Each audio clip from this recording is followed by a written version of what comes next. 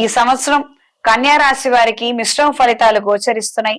లగ్నంలో కేతువు, సప్తమ స్థానంలో రాహువు, షష్టమ స్థానంలో శని, అష్టమ భాగ్యస్థానంలో గురువు యొక్క సంచారం మేలు కలిగించే అంశాలకి, జీవితంలో ఎన్నో రకాలైనటువంటి మార్పులకి కారణం అవబోతున్నారు. వృత్తిపరంగా అదనపు బరువు బాధ్యతలు, మంచి ఉన్నత స్థానానికి చేరుకోగలుగుతారు. కొన్ని కీలకమైన సందర్భాలలో మనస్తాపానికి గురయ్యేటువంటి సంఘటనలు ఏర్పడవచ్చు. ఈ విషయాలతో కాస్తంత జాగ్రత్త వహించండి. కాస్తంత మనం మనస్సుని నిలకడగా ఉంచుకోగలిగితే, దృఢమైనటువంటి నిశ్చయానికి మనం సిద్ధపడగలిగితే మంచి పరిస్థితులు, పరిణామాలు మనకి ఏర్పడతాయి. వివాహ సంబంధమైన విషయాలు, పునర్వివాహ ప్రయత్నాలు కలిసి వస్తాయి. వ్యాపారాలలో ఉన్న వారికి అనుకూలమైన ఫలితాలు ఏర్పడతాయి. శత్రువర్గం బలోపేతమయ్యే అవకాశాలు ముమ్మాటికి ఏర్పడతాయి. కానీ ఏ నేతృత్వంలో ఉన్నారు, వాళ్ళకి ఎవరు సలహాలు ఇస్తున్నారు, ఆ విషయాలన్నీ కూడా మీరు సేకరించగలిగితే వాళ్ళను బలహీనపరచడానికి ఈ ఏడాదిలో 2-3 సార్లు మంచి అవకాశాలు మీరు సద్వినియోగపరుచుకోగలిగితే, ఎవరైతే ఉన్నారో వాళ్ళ ద్వారా జరుగుతున్నటువంటి నష్టాన్ని మీరు రెక్టిఫై చేసుకోగలుగుతారు. మంచి అవకాశాలను మీకు మీరుగా కృత్రిమంగా సృష్టించి ఏర్పాటు చేసుకోగలుగుతారు. దీని ద్వారా ఆర్థిక ప్రయోజనాలని అందుకోగలుగుతారు. ఎలక్ట్రానిక్ మీడియా ద్వారా, డిజిటల్ మీడియా ద్వారా, ప్రింట్ మీడియా ద్వారా ప్రయోజనకరమైనటువంటి అంశాలు ఏర్పడతాయి. సొంత ఉపాధిలో ఉన్న వారికి కాలం అనుకూలంగా ఉంది. విదేశీ ప్రయత్నాలు, ప్రయోజనాలు ఏర్పడతాయి. వృత్తిరీత్యా కొన్ని నూతన అవకాశాలని అందుకోగలుగుతారు. వ్యాపారాలలో ఉన్న వారికి కాలం అనుకూలంగా ఉంది. కొత్త బ్రాంచులు నెలకొల్పడానికి చేసే ప్రయత్నాలు అన్ని విధాలుగా కలిసొస్తాయి.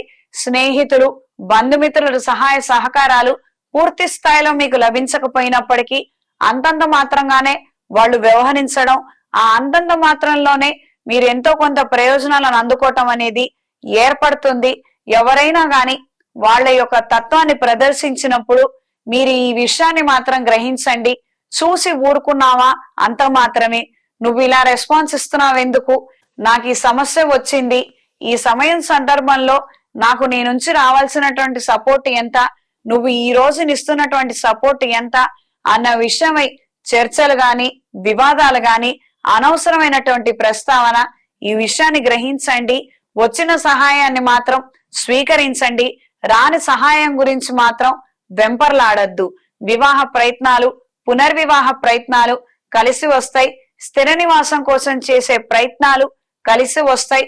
రుణ రూపంలో తీసుకొని ఒకానొక స్వగృహాన్ని కొనుగోలు చేయాలన్న ఆలోచనలు కలిసి వస్తాయి. జీవిత భాగస్వామితో కలిసి ఒక స్థలాన్ని కొనుగోలు చేయగలుగుతారు.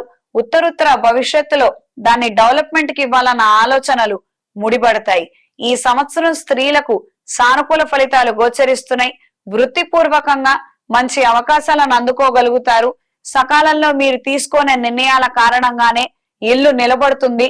కుటుంబం అంతా కూడా ఒక తాటిపైన నడుస్తుంది. వ్యాపారాది విషయ వ్యవహారాలు అనుకూలంగా ఉంటాయి. మీ నేతృత్వంలో నడుస్తున్నటువంటి కొన్ని కార్యక్రమాలు, సంఘ సేవా కార్యక్రమాలు అన్ని విధాలుగా అనుకూలమైనటువంటి ఫలితాలని అందుకుంటాయి. ఆర్థికంగా బలోపేతం అవటానికి తీసుకునే నిర్ణయాలు మాత్రం అంతంత మాత్రంగా ఉంటాయి.